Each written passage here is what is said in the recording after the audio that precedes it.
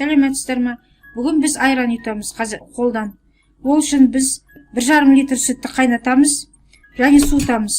Жылы қыламыз сүтті. Осыған біз 3 ас қасық ряженка қосамыз. Бұлғаймыз. Сүт жылы болу керек. Ыстықта болмау керек, жылы болу керек. 36 градустай. 4 сағатқа қоямыз. Маған ыңғайлы болу үшін мен айранды мынандай полторашкаға құйып ұйытамын. Мынау.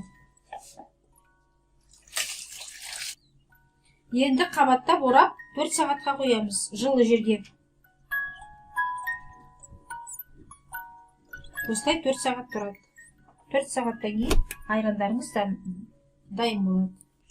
Қою, дәмді біздің каналымызға жазылыңыз. Осы рецепт бойынша айран етіп көріңіздер. Өте дәмді. Сау болыңыздар.